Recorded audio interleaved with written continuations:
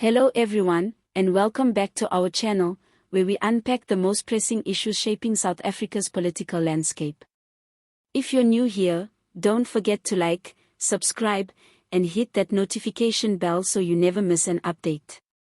Now, today we're diving into a dramatic and revealing development in South African politics, the sudden and very public resignation of Ponani Makhubele from the uMkhonto weSizwe, or MK party, less than a year after she defected from the ANC.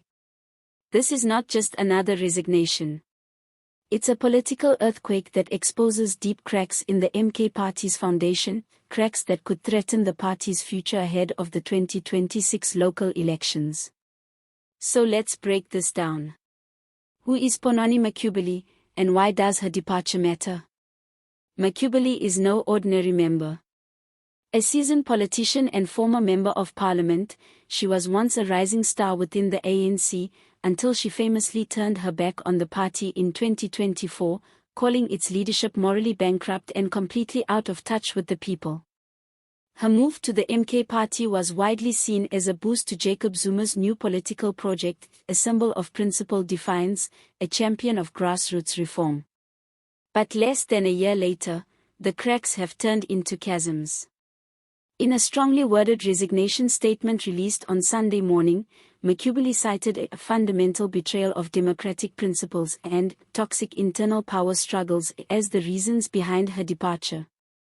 In her own words, "When I joined the MK party, I believed it represented a new dawn for South African politics, one that prioritized the needs of the people over personal ambition.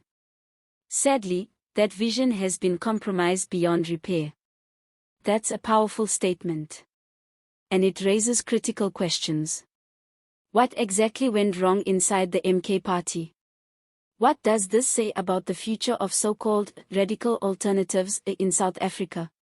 And is the MK party collapsing from the inside?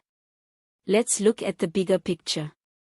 The MK party emerged in late 2023 with a bold message that the ANC had abandoned its roots, and that a new liberation movement was needed to restore the values of justice, equality, and true economic freedom. Led by former President Jacob Zuma, the party quickly gained momentum, especially in KwaZulu-Natal, capitalizing on public anger toward corruption, poverty, and what many see as an ANC that has lost its moral compass. But while the MK party's rhetoric is powerful, its internal dynamics have been messy from the start. Insiders say the party has struggled to develop clear policies or a coherent strategy for governance. Instead, it's been dogged by infighting, power struggles, and allegations of gatekeeping by a small group of Zuma loyalists. It's worth noting that Makhubele is not the first high-profile figure to express disillusionment. Several local leaders and regional organizers have either resigned or gone quiet in recent months, raising red flags about the party's long-term viability. Political analyst Professor Sipho Mathebula from the University of the Witwatersrand put it bluntly: her resignation is not just symbolic, it exposes a deeper rot within the MK party's structure.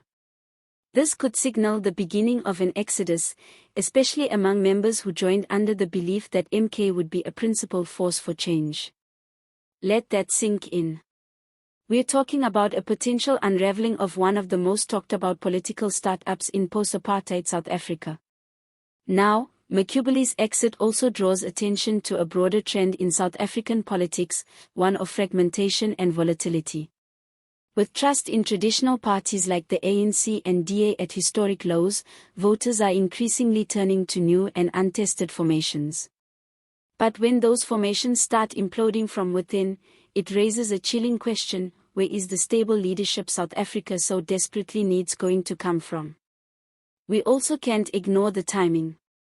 This comes as the country begins preparing for the 2026 local government elections.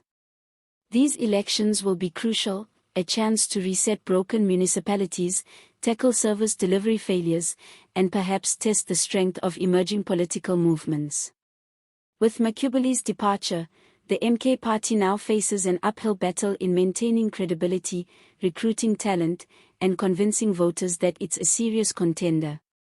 Interestingly, Sources close to Makhubele suggest she hasn't ruled out a return to frontline politics, though she's currently focusing on community development in Limpopo. While she hasn't said whether she'll rejoin the ANC, her statement does leave the door open for future collaboration rooted in integrity and real service to the people. That's a very intentional message. It's almost like she's throwing down the gauntlet to both her former and current political homes, challenging them to live up to the ideals they claim to represent. So where does this leave us? Well, for starters, the MK party has yet to respond publicly to the resignation. But the silence is deafening. Without a clear rebuttal or roadmap to stability, the party risks losing more high-profile members, and more importantly, the public's confidence. Makhubele's resignation is more than just a personal decision.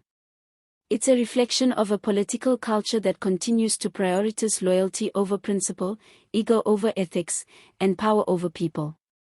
Whether it's the ANC, MK, or any other party, South Africans are increasingly tired of internal wars and empty promises. They want leadership that is grounded, transparent, and focused on the real crises: poverty, unemployment, crime, and inequality.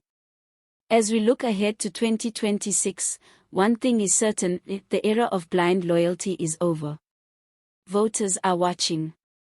And politicians who fail to deliver will be exposed, whether in parliamentary chambers or public statements like this one. That's all for today's deep dive. If you found this video insightful, don't forget to like, subscribe, and share your thoughts in the comments below.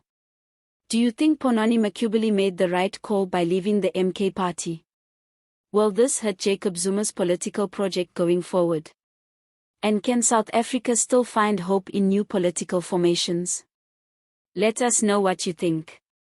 Thank you for watching, and as always, see you next time.